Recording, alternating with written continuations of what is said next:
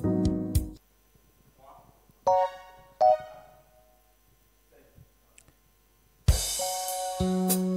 nous te louons, nous te rendons grâce. Toi seul est digne, Seigneur, d'être loué. Seigneur, je compte jour et nuit sur ta grâce, Seigneur. Je veux compter sur tes grâces, Père. Je veux compter sur ta grâce. Je veux contempler tes œuvres, convaincre à mon âme que tu es El Shaddai. Je veux compter. Je veux compter sur ta grâce.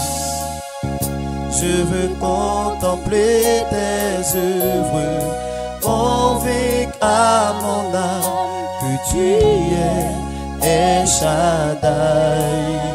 Je sais, Seigneur, je sais que tu peux me guérir, rétablir mon cœur brisé, consoler mon âme, me donner de l'espoir. Je sais que tu peux me guérir, rétablir mon cœur brisé, consoler mon âme, me donner de l'espoir. Mes élevés, mais ton trône, mes yeux sont fixés sur toi. Là où mes forces ne peuvent, Seigneur, toi tu peux. Mes élevés vers ton trône, mes yeux sont fixés sur toi. Là où mes forces ne peuvent, Seigneur, toi tu peux. Tu es El Shaddai de nos vies. À toi rien n'est impossible. Oui, Dieu tout-puissant, tu peux toutes choses. Tu es El Shaddai de nos vies. À toi rien n'est impossible. Dieu tout-puissant, tu peux toutes choses. Tu es El Shaddai de nos vies. À toi rien n'est impossible. Dieu tout-puissant, tu peux toutes choses. Seigneur, je sais que tu peux me guérir, rétablir mon cœur brisé. Là où mes forces ne peuvent, Seigneur, toi tu peux. À chaque moment, je te louerai, oh mon Dieu. À chaque moment, je te louerai, mon Dieu. À chaque moment, je te louerai, oh mon Dieu. À chaque moment, je te louerai, mon Dieu. Dis-le à chaque moment. À chaque moment, je te louerai, oh mon Dieu. Que Dieu vous bénisse, que Dieu vous soutienne et que cette année-là soit une année de départ, que cette année soit l'année de ton année, que la grâce de Dieu repose sur toi, sur toute la maison, car vous êtes dans le confinement et que Dieu se manifeste dans la maison, Dieu se révèle puissamment en vous. Nous allons confier le moment au Seigneur. Père éternel, Dieu Tout-Puissant, nous venons te confier ce moment et nous prions au Dieu que tu te manifestes. Père, que toi-même tu parles à tes enfants, Seigneur, afin que nous puissions avancer et que Dieu Tout-Puissant, nous puissions atteindre nos objectifs et tes objectifs aussi. Merci pour tout. Gloire et honneur te soient rendus au nom de Jésus. Amen. Donc nous avons déjà évoqué le baptême. Et la dernière fois, j'avais posé la question à savoir, la Bible est-il un livre avec un ensemble de connaissances générales ou la Bible est-il un livre de formation? Alors je vous dirai, je n'ai pas donné la réponse, mais je vous dirai que la Bible est tout. La Bible est très puissante. Amen. C'est en même temps, ça renferme des connaissances, et lorsqu'on acquiert ces connaissances, on devient lumière, et aussi en même temps, c'est un livre de formation, formation pour atteindre des objectifs précis. La Bible nous dit que Dieu veut que nous devenions enfants de Dieu. Donc il y a une loi, la loi du devenir, qui t'amène à être quelque chose. Parce que chacun de nous, à notre naissance, nous n'avons pas de profession, nous n'étions pas mariés, il y a beaucoup de choses qui nous manquaient, mais on va au fur et à mesure devenir. Amen. Et aussi, on devient enfant de Dieu. Donc nous allons continuer dans le thème des baptêmes. Amen. Alors, on va prendre Hébreux 6 à partir du verset 2. Hébreux 6 à partir du verset 2.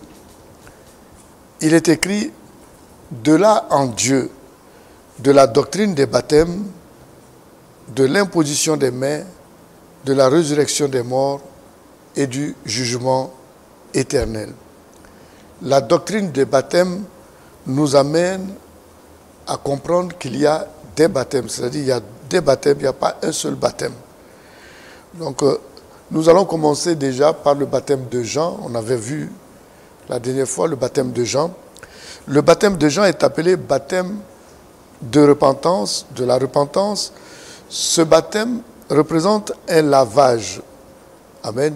C'est la même chose que tu rentres dans ta douche, tu es sale, tu vas te laver, tout ce qui est impureté sort de toi. Amen. Ce baptême d'abord amène l'homme, le baptême de Jean amenait l'homme à prendre conscience de l'état du péché et de l'état de sainteté. Amen. Sachant que le péché représente des impuretés, de la souillure. Amen. Et ici, Jean nous conduit à nous débarrasser de ce genre de souillure par l'eau, par le baptême. Il faisait ce baptême car notre Dieu est saint et l'arrivée de Jésus était proche. Il fallait préparer le peuple à recevoir quelque chose qui est très saint, c'est-à-dire leur Dieu. Nous avons aussi le baptême de la croix. On en avait parlé un peu. Le baptême de la croix. Mais il y a des choses importantes qui tournent autour de ce baptême qu'on va évoquer, de cette croix qu'on va évoquer, notamment le sang de Jésus. Nous allons constater dans le livre de Genèse que Dieu a lancé des malédictions, notamment 4 malédictions, et le sang de Jésus va couler 4 fois pour supprimer ces malédictions, pour annuler ces malédictions. Amen. Alors, il a dit, c'est à la sueur de ton front, amen, que tu vas travailler. Donc, c'est une malédiction, puisque dans le jardin d'Éden, ça ne se passait pas comme ça. Donc, la malédiction de la sueur va être annulée par les grumeaux de sang qui ont coulé, qui ont apparu sur le front de notre Seigneur Jésus dans le jardin d'Éden. Nous allons prendre Luc 22, verset 43. Luc 22, verset 43. Luc 22, verset 43. Il est écrit, étant en agonie, il priait plus intensement et sa sueur devint comme des grumeaux de sang qui tombaient à terre. Donc, cette malédiction venait à disparaître. Amen. Ensuite, nous avons la couronne d'épines. Amen.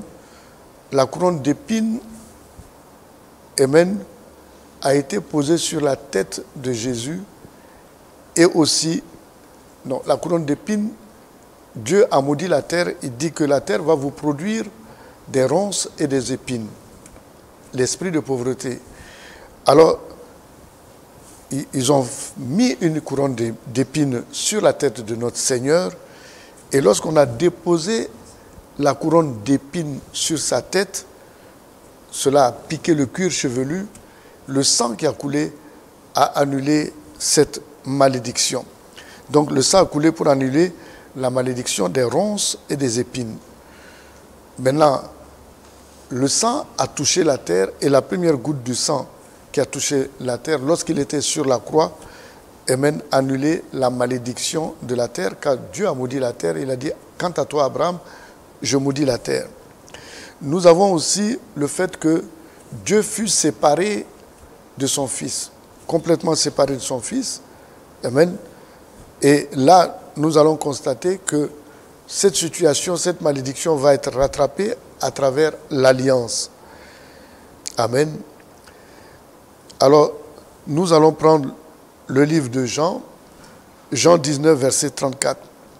Mais un des soldats, Jean 19, au verset 34, Jean 19, au verset 34, mais un des soldats lui perça le côté avec une lance, et aussi il sortit du sang et de l'eau, symbole de l'alliance qui va être tissée désormais entre Dieu et ses enfants. Et cela va annuler complètement cette malédiction qui est la séparation du Père et du Fils. Amen. Maintenant, nous allons venir à la croix. À la croix, il y a des choses aussi qui sont passées là-bas, notamment la croix, le signe la croix. Quand on constate le signe la croix et que lors de la crucifixion, qu'on observe ça, on a vu deux brigands des deux côtés, amen, de la barre horizontale. Ils étaient là-bas suspendus, des deux côtés plutôt. Ils étaient crucifiés des deux côtés, amen. Et nous avons vu le Christ étendre sa main comme ça. Il y avait un brigand qui était là, un brigand qui était là. Les trois étaient crucifiés, mais c'était important que Jésus tende la main vers eux. Cela nous explique une chose, c'est la réconciliation de deux frères ennemis. Donc Jésus est venu pour réconcilier les hommes avec les hommes. Quand il a dit, aimez-vous les uns les autres. Aujourd'hui, s'il y a trop de souffrance sur la terre, c'est parce que cette loi d'amour, amen, n'est pas parmi les hommes. Amen. Et maintenant, lorsqu'il a été crucifié, il a été crucifié entre le ciel et la terre. Et là aussi, ça a une signification. Amen. Cette position amène horizontalement la réconciliation entre deux frères ennemis, et en même temps, sa position amène verticale nous traduit la réconciliation des hommes qui sont sous ses pieds avec Dieu qui est au-dessus. Voici la signification de la croix. Donc la croix est une grande réconciliation entre le Fils et le Père et entre les hommes. Donc, alors quand on dit que portez votre croix, ou bien qu'on dit que tout le monde, nous devons passer par le baptême de sang, parce que ça, il s'agit du baptême de sang, d'autres l'appellent du baptême de feu. Amen. Donc, Jésus devait, à travers son passage sur la croix, amen, ça devait servir à réconcilier Dieu avec tous ses enfants et à réconcilier les hommes, afin qu'il y ait une justice, qu'il y ait une paix et que les hommes puissent s'aimer les uns les autres et avoir un monde nouveau, un monde de joie, un monde de paix, un monde de suffisance, non pas d'égoïsme comme nous le vivons maintenant. Donc la croix servait à tout ça. Ensuite, nous avons la libération de l'esprit. Bon, là c'est maintenant des phénomènes spirituels qui se sont passés sur la croix. Jean 19 au verset 30. Jean 19 au verset 30. Quand Jésus eut pris le vinaigre, il dit « Tout est accompli » et baissant la tête, il rendit l'esprit. Donc vous voyez ici que Jésus n'a pas rendu l'âme. Il n'a pas rendu l'âme, mais il a rendu l'esprit. Vous-même réfléchissez. est-ce qu'il était parti au Père? Il n'a pas rendu l'âme.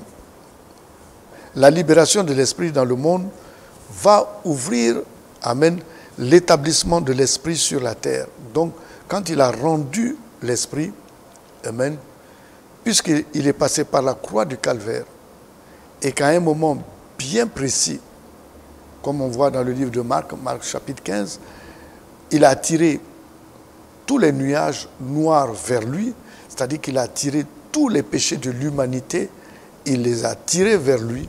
C'est à cause de ça qu'on dit qu'il est l'agneau.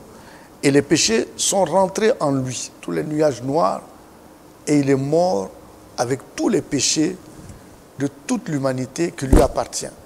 Amen. Toute l'humanité. Jusqu'à son retour, toutes les personnes qui confessent le nom de Jésus, à cause de cet acte puissant où il a attiré tous les péchés sur lui. Amen. On dit quiconque croit en Jésus est sauvé, pouvait connaître, amen, le salut par cet acte-là. Amen.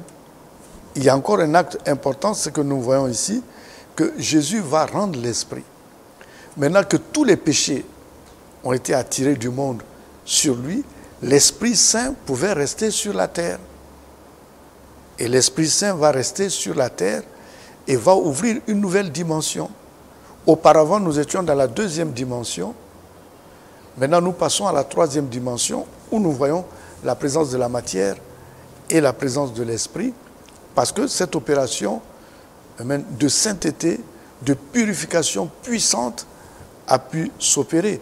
Donc s'il a pris tous les péchés, ce qu'il reste à faire, c'est de résoudre maintenant le problème du corps du péché. Et ce problème du corps du péché sera résolu, nous le verrons, dans le baptême dans l'eau. Amen. Mais concernant le péché de toute l'humanité, amen, toutes les personnes qui ont confessé le nom de Jésus, amen, leurs péchés ont été déjà récupérés par Jésus sur la croix du calvaire. Et ceux qui vont naître dans 10 ans, dans 20 ans, dans 30 ans, tout cela jusqu'à son retour, toute l'opération consistait au péché de toute l'humanité. C'est vraiment quelque chose de spectaculaire, de puissant qui a été fait sur la croix du calvaire. Et ça nous ouvre, amen, à une nouvelle dimension qu'on appelle la troisième dimension, où le Saint-Esprit va être là. Il va être le gardien de nos âmes. C'est lui qui va rester et conduire chaque enfant de Dieu au ciel. C'est sa fonction, c'est son ministère. Il pouvait rester là parce que Jésus a résolu la question du péché. Amen. Il y a aussi la mort de Jésus. La mort de Jésus a été constatée. Il est mort sur la croix, effectivement. Mais il a rendu l'esprit, mais il est mort sur la croix. La Bible nous dit, s'étant approché de Jésus, Jean 19, verset 33, je dis bien Jean 19 au verset 33, Jean 19 au verset 33, s'étant approché de Jésus et le voyant déjà mort, ils ne lui rompirent pas les jambes. Amen. Pourquoi? Parce qu'ils ont constaté déjà qu'il était mort. Il était mort, et ça répond à une des prophéties qui a été donnée. Ces os ne seront pas brisés. Les os des deux brigands, amen, seront brisés. Eux, ils étaient ennemis entre eux, amen, vont être brisés. Mais les os de Jésus, ils n'ont pas touché à ces os. Lorsque les soldats se sont approchés, ils ont trouvé déjà que Jésus était mort. Ils ne lui ont pas rompu les os des jambes ni les jambes. Amen. La mort est une libération. Et cette mort vient nous démontrer que Jésus va passer dans une autre dimension. Car il est écrit que celui qui est mort est libre du péché et passe à une dimension supérieure. Et là, Jésus amen, allait passer à une dimension supérieure. Amen. Et cette dimension supérieure, c'est laquelle? C'est la dimension de la vie et la dimension de la résurrection. Donc nous allons prendre le livre de Jean, Jean verset 17. Je dis bien Jean verset 17. Amen. Nous allons constater que le matin, le troisième jour, Jésus a été ressuscité puisqu'ils ne l'ont pas trouvé, amen, dans le sépulcre. La pierre avait roulé. Mon verset 17, il est écrit, Jésus lui dit, ne me touche pas, car je ne suis pas encore monté vers mon Père. Va trouver mes frères et dis-leur que je monte vers mon Père, votre Père, vers mon Dieu et votre Dieu. Bon, j'ai préféré prendre ce verset parce que ça augure la 4e dimension, ça augure le monde de l'esprit pur, le ciel. Amen. Nous voyons ici que Jésus a été ressuscité puisqu'il est rentré dans une nouvelle dimension où il n'y a pas la mort. C'est ce qu'il faut comprendre. Jésus a basculé dans un monde où il n'y a pas la mort et en même temps il était là, il a été ressuscité. Voici le phénomène. Amen. Et lorsque Marie, amen, va s'approcher de lui, il va lui dire, ne me touche pas car je ne suis pas encore monté vers mon Père. Amen. Donc il n'est pas monté, son corps n'a pas été glorifié encore, donc le corps qu'il a n'a pas été glorifié. Amen. Il doit monter vers Dieu, voir une validation là-bas, et ensuite nous allons voir qu'il va retourner, amen, vers ses frères. Et pour cela, nous allons prendre le Jean 20, Jean 20 au verset 19. Jean 20 au verset 19 nous dit, le soir de ce jour, qui était le premier de la semaine, les portes du lieu où se trouvaient les disciples étant fermées à cause de la crainte qu'ils avaient des Juifs. Jésus vint, se présenta au milieu d'eux et leur dit, la paix soit avec vous. Donc nous voyons que la porte était fermée, Jésus est rentré. Voici la question que vous allez poser, mais comment il a fait pour rentrer? Mais il n'est pas rentré avec le corps physique. C'est vrai qu'on l'a vu, mais il est rentré avec un autre corps qui est le corps spirituel, le corps glorifié, le corps que nous allons revêtir, qui a beaucoup de capacités. Et même, non seulement il maîtrise le temps, mais en même temps, il maîtrise la matière, nous avons vu ici. Amen. Ce qui veut dire que Thomas ne l'a pas vite reconnu. Amen. Et Thomas même a dit, si vraiment tu es le Christ, montre-moi tes mains. Ça veut dire que le corps glorifié est légèrement différent du corps physique que nous avons. Amen. Bon, toutes ces choses sont bonnes à dire. Amen. Je pense aussi que vous avez vu tous ces miracles accomplis. Tout autour de la croix, il y a beaucoup de choses qui ont été organisées en vue d'amener l'homme à retourner vers son Dieu. Amen. Et Jésus, lorsqu'il a fini avec la croix, son but, c'était de retourner vers son Père. Amen. Que Dieu vous bénisse. On va arrêter là aujourd'hui et nous allons continuer certainement demain. Sachez que le but cherché par Dieu aujourd'hui, c'est le retour de l'enfant prodigue. Sachez aujourd'hui que les choses de l'esprit sont un peu différentes des choses physiques que nous voyons. Et dans certains cas, c'est contraire et c'est différent complètement. Amen. Mais il y a des similitudes dans certains cas. Ici, par exemple, nous constatons que même sur la route d'Emmaüs, ceux qui marchaient avec Jésus ne l'ont pas reconnu. Ce qui veut dire que les gens l'ont reconnu, par exemple, sur la route d'Emmaüs, à cause de sa voix. Pendant le repas, les gens l'ont reconnu lorsqu'il a fait le fractionnement du pain. Ici aussi, il a été bien identifié lorsqu'on a pu toucher les plaies dans sa main. Amen. Et son flanc droit. Bon, alors, il faudrait bien comprendre ça. Même lorsqu'il est dit que Thomas n'était pas tout à fait là lorsque certaines choses sont arrivées, mais quand même il était là à Jérusalem et il a connu Christ. Amen. Voici, que Dieu vous bénisse, que le Seigneur vous soutienne. Alors, nous sommes dans ce cheminement, nous sommes dans ce moment d'enseignement. Vous allez avoir tous ces versets bibliques que vous pouvez méditer encore, reprendre encore. Après, nous allons orienter. Vous allez comprendre pourquoi toutes ces choses ont été faites comme ça. Nous allons les organiser pour en donner un bon sens pour vous. Amen. Que Dieu vous bénisse et que le Seigneur vous soutienne.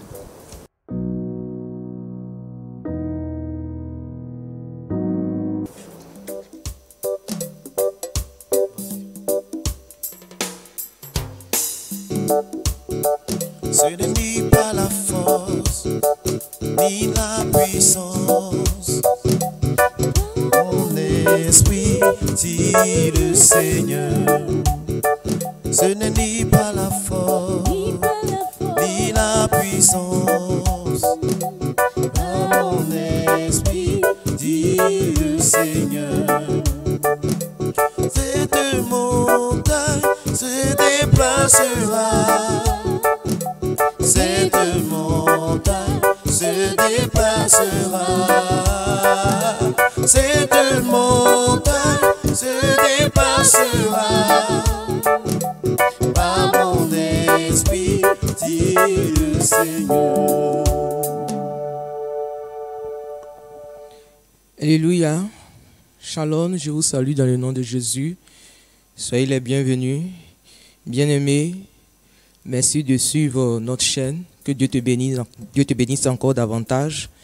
Bien-aimés, nous allons prier, nous allons intercéder, nous allons crier à Dieu pour que Dieu ait un regard favorable sur toute l'humanité. Tu vas élever la voix et nous allons ensemble prier. Alléluia. Tu vas prendre le psaume 25, psaume 125, verset 1. Tu vas prendre le psaume 125, verset 1. Il dit, ceux qui se confient en l'Éternel sont comme la montagne de Sion. Elle ne chancelle point, elle est affermie pour toujours. Alléluia. Voici la parole qui nous est donnée. Il dit, ceux qui se confient à l'Éternel sont comme la montagne de Sion. Elle ne chancelle point. Bien-aimé, tu ne peux pas chanceler si tu te confies à l'Éternel. Alléluia. Verset 2, il dit, des montagnes entourent Jérusalem, ainsi l'Éternel entoure son peuple dès maintenant et à jamais. Bien-aimé, si tu marches conformément à la parole de Dieu, parce que Dieu veille sur sa parole pour l'accomplir. Donc si tu marches conformément à la parole de Dieu, Dieu aussi fera sa part. Dieu attend simplement que tu fasses ta part. Dieu attend simplement que tu intercèdes. Alléluia. Nous avons vu dans le livre de Genèse, Abraham a intercédé pour son neveu Lot. Alléluia. Et nous avons vu que la prière d'Abraham a été exaucée. Donc pour cela, tu vas élever la voix ensemble parce que tu es de la prospérité d'Abraham. Donc ton devoir, pendant ce moment difficile, ce temps de confinement, tu es à la maison, bien-aimé. Ce n'est pas le moment d'aller sur les réseaux sociaux en un point fini. Tu es ici, tu es là-bas, bien-aimé. Un enfant de Dieu, chaque jour que Dieu fait, il est bon de pouvoir lire quelques versets bibliques. Tu dois lire quelques versets bibliques. Alléluia.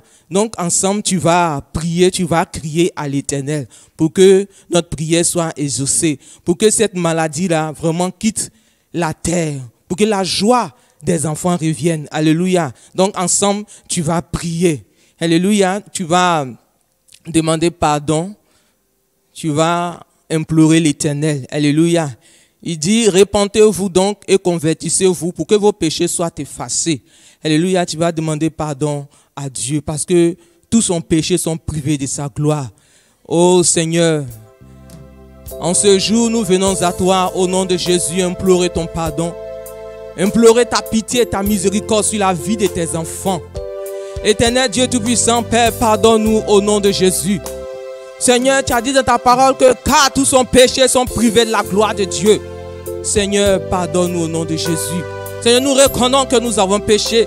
Nous reconnaissons que oui, nous n'avons pas marché conformément à ta parole. Pardonne-nous, Seigneur. En ce moment difficile, Seigneur, tes enfants ne prient pas. Tes enfants sont sur les réseaux sociaux. En un point fini, Éternel Dieu, nous ne crions pas à toi.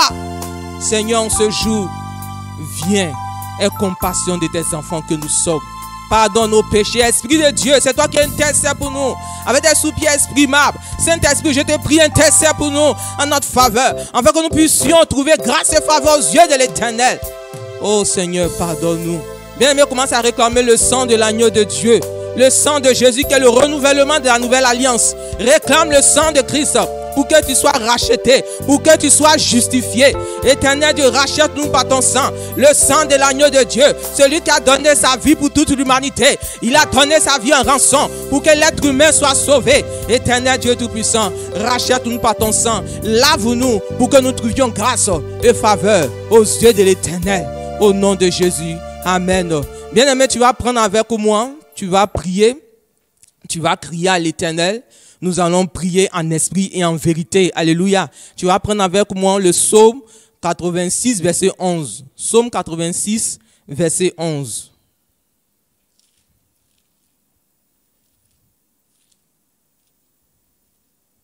Psaume 86, verset 11, il dit, « Enseigne-moi tes voies, ô Éternel, je marcherai dans ta fidélité. Dispose mon cœur à la crainte de ton nom. » Alléluia. Bien-aimé, ici notre sujet, tu vas prier pour que beaucoup de personnes se tournent à Dieu pendant ce temps de confinement, ce temps qu'ils sont à la maison. Donc tu vas demander à ce que les gens se donnent véritablement à Dieu pour que Dieu même dispose le cœur de ses enfants à la crainte de son nom et lève la voix et commence à prier. Bien aimé, il faut te tenir debout parce que quand tu marches, tu es en train de marcher sur les œuvres du diable. Lève-toi et commence à prier. Bien aimé, ta voix est une voix autorisée. Commence à crier à l'Éternel. Éternel Dieu Tout-Puissant, en ce jour béni, en ce jour solennel, nous venons à toi. Au nom puissant de Jésus-Christ de Nazareth, Seigneur, touche le cœur de tes enfants. Oh Dieu, pendant ce temps difficile, ce temps où tes enfants sont à la maison, ce temps, oui, Seigneur, de confinement, Éternel Dieu, viens au nom de Jésus. Touche le cœur de tes enfants. Touche le cœur de tes enfants pour ne pas que tes enfants retournent encore. Oui, Seigneur, c'est qu'ils ont vomi. Car le péché de l'être humain est monté à toi, Seigneur Père. Nous voyons aujourd'hui tout ce qui se passe sur la terre, Seigneur Père. Le péché est monté à toi, Seigneur. Pardonne-nous au nom de Jésus. Et que le cœur de tes enfants soit touché. Que les enfants, Seigneur, tes enfants, l'être humain que tu as créé, tournent vers les regards vers toi, Seigneur. Que tes enfants, Seigneur, tournent les regards, qu'ils aient les regards fixés vers toi au nom de Jésus. Éternel Dieu, c'est toi qui inclines les cœurs. C'est pourquoi, Saint-Esprit, je te prie, toi qui es avec nous ici, Saint-Esprit, pendant ce moment difficile, ce moment où tes enfants sont à la maison, touche le cœur de tes enfants. Ramène les enfants à toi. Ceux-là même qui ne te connaissent pas, Éternel Dieu Tout-Puissant. Touche le cœur, Seigneur. Ce qu'ils ont entendu dans le passé. Seigneur, touche le cœur. Et que tes enfants reviennent à toi. Que tes enfants, oui, crient à toi au nom de Jésus. Pour que tes enfants soient sauvés. Pour ne pas que la terre entière soit décimée par cette maladie au nom de Jésus. Parce que la nation, toutes les nations sont en émoi. Les cœurs sont troublés. À qui irai-je? Lève-toi sur ton trône de gloire, agis puissamment. Tu vas prier, que Dieu te bénisse, tu vas prier pour que Dieu puisse exaucer ses enfants. Alléluia. Tu vas élever la voix, tu vas commencer à crier à l'Éternel. Pour que ce moment de confinement, là où nous sommes, tu vas crier à l'Éternel. Comme je le disais, ta voix est une voix autorisée. Abraham, intercédé pour l'autre. Élève la voix et commence à prier. Père éternel, Dieu Tout-Puissant, nous venons à toi. Éternel Dieu, sauve tes enfants au nom puissant de Jésus.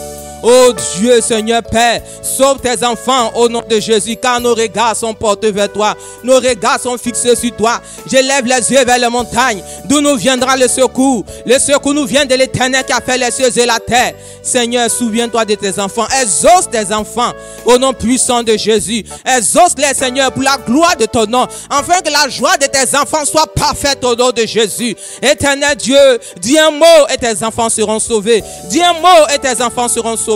Au nom de Jésus. Bien-aimé, tu vas prendre l'autre verset. Tu vas prier, alléluia, pour que cette pandémie du coronavirus puisse s'arrêter. Alléluia. Tu vas commencer à élever la voix, que cette pandémie s'arrête, que ces activités s'arrêtent. Lève la voix et commence à crier à l'Éternel. Éternel Dieu Tout-Puissant, lève-toi, Seigneur, dis un mot. Dis un mot et tes enfants seront sauvés. Que cette maladie soit, oui, éradiquée de toute la terre au nom de Jésus. Seigneur, sauve tes enfants. Sauve tes enfants au nom puissant de Jésus-Christ de Nazareth, car nos regards sont fixés sur toi. Tu as dit dans ta parole que tout ce que tes enfants vont lier sur la terre sera lié dans les cieux. C'est pourquoi commence à élever ta voix, mon frère, ma soeur, toi qui m'entends, élève la voix et commence à crier à l'Éternel que cette maladie soit éradiquée, soit liée sur toute la terre entière. Commence à prier. Que Dieu te bénisse. Nous sommes exaucés au nom de Jésus. Tu vas prier pour que les activités des enfants de Dieu reprennent. Éternel Dieu Tout-Puissant, viens nous exaucer. Ouvre les portes au nom de Jésus. Ouvre les écrits des cieux. Envoie tes anges pour visiter toute la terre entière. Que les activités de tes enfants reprennent au nom de Jésus. Seigneur, nous avons besoin de toi. Lève-toi sur ton trône de gloire et agis puissamment au nom puissant de Jésus-Christ de Nazareth. Éternel Dieu, dis un mot et tes enfants seront sauvés. Que Dieu te bénisse, que Dieu se souvienne de toi favorablement. Que tes prières puissent monter jusqu'à l'Éternel comme un parfum de bonne odeur. Au nom de Jésus. Bien-aimé, ne t'inquiète de rien. Alléluia. Il est mentionné dans la Bible 365 fois ne crains point. Soyez sans crainte, ne t'inquiète de rien. Ça veut dire chaque jour, les 365 jours, bien-aimés, tu dois prier, ne t'inquiète de rien. Sois connecté tous les jours à 19h. Que Dieu te bénisse encore, qu'il se souvienne de toi. Je vous remercie.